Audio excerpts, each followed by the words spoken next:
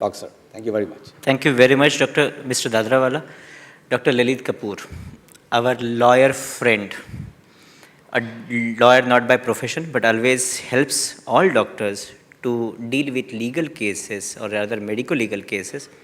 I want him to say a few words about what this medical professional relationship among doctors, whether it's all about competitions amongst us or it's a collaboration can possibly take us at a different level. Dr. Lalit Kapoor. Well, the question is professional relationship, competition or collaboration. I think the answer is simple. It is both. It is both. It's not an either or situation. Of course, competition. What's wrong with competition? There can be healthy competition. So nothing wrong. I want to be a better surgeon than this guy. So what's wrong? So I think the answer is, it's competitive collaboration. That is the answer. Now the point is, I've been hearing since morning, and I entirely endorse with what has been said. But I feel that individually we've developed a tunnel vision. We are not looking at the entire scenario holistically, which I think is the need. You have to visualize the situation in a holistic manner and not just in isolation. You get a faulty interpretation if you isolate in an isolated manner. Because after all, in society there is interaction, there is dependence, and you can't have talk only about a particular area. Now the fact of the matter is that change is change is the only constant in life. So I hear a lot of people say doctors are different, people are nostalgic. In my time, doctors behaved like this, and now doctors behave like that. The point is, the question has to be asked, what has not changed? Please tell me, is there anything that has not changed? So how can doctors not change? Has society not changed? Society has also changed.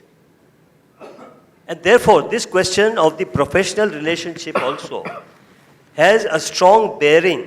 Why is there professional competition? That it has a strong bearing in the changing scenario of medical practice.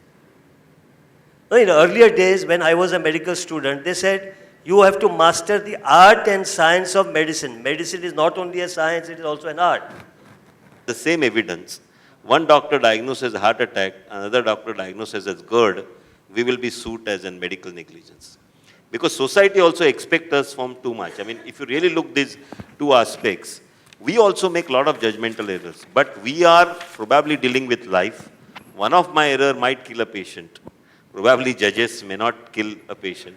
That is probably what society expects. Now, because we expect that, we have to be more careful. That is the reason probably we take this attitude. Okay, I treat and heal. But that doesn't mean we get away from our passion or involvement of a patient. If you are involved with the patient and we understand patients, patient also understand this concept. And they say that doctor has done best possible. If the success doesn't come, probably we can say that. My question to Dr. Lalit Kapoor. Since last few years, there is a rising tendency in doctors of asking for battery of investigations and various specialist opinion to play safe. Do you think this playing safe can possibly avoid to feel sorry afterwards? Or is it really not necessary? You can still go back to your clinical skills and can do with a small battery of investigations. No, what you're saying is, are doctors now practicing defensive medicine? Yeah, absolutely. In short, that is your question. Yes. Are they practicing defensive medicine? And is it really Yes. required? And is it really required? Sorry? Is it really required? Yeah. Yes, and answer to that is yes, it is required. Okay? And this is caused by society. Absolutely. All right? The fact is, in USA, the defensive medicine is costing them billions and billions of dollars more They can afford it, we can't afford it. But we have no choice. If later on I am going to be told, oh, you didn't do this serum uric acid, why didn't you do? And now it turns out a rare case where that was high.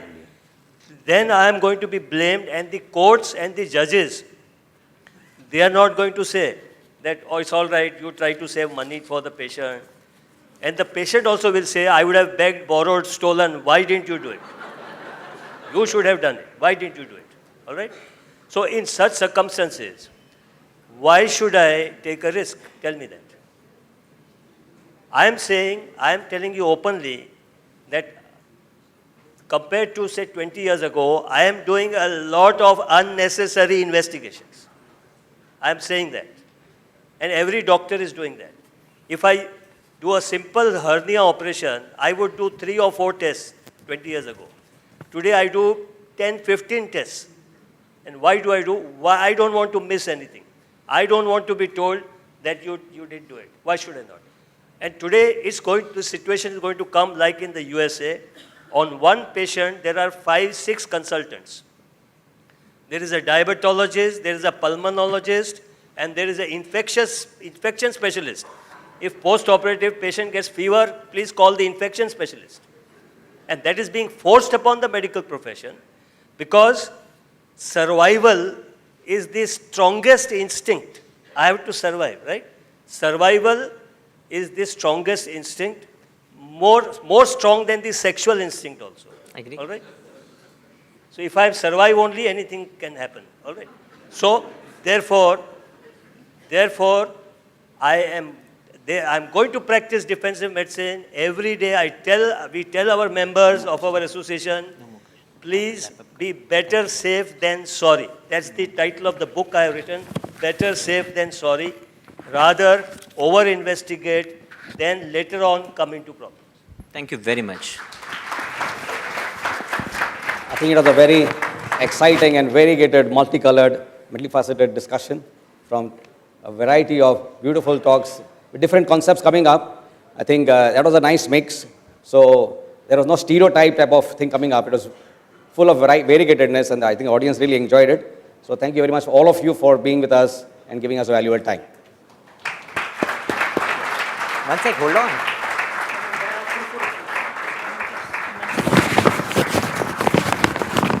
Third photo. Request the panelists to stay for receiving a token of appreciation from us.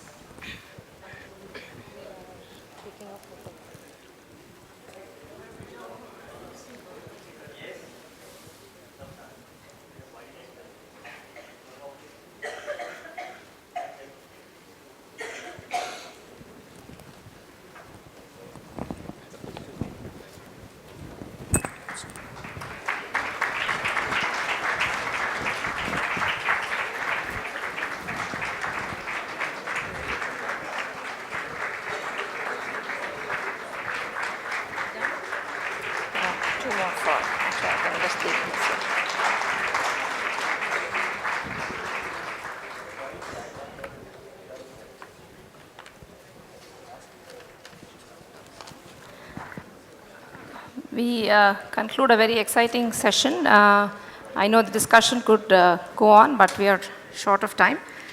I would like to thank Dr. Godse and Dr. Dalal for moderating this session. Dr. Dalal, kindly take a memento.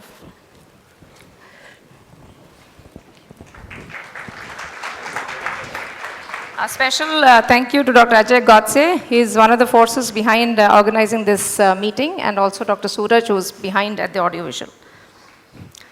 I thank the panel members for being here, especially from different walks of life. Just to lighten the environment, I'd like to share a snippet about the lawyers. A doctor and a lawyer were friends, and the doctor went to the lawyer and asked for an advice. He said, many people call me on the phone and take advice free of charge, so what should I do? How should I deal with this? The lawyer said, well, it's simple, just mail them a bill. Then the doctor thinks, yes, this is a good idea, and he goes home and he finds a bill from the lawyer in his mailbox.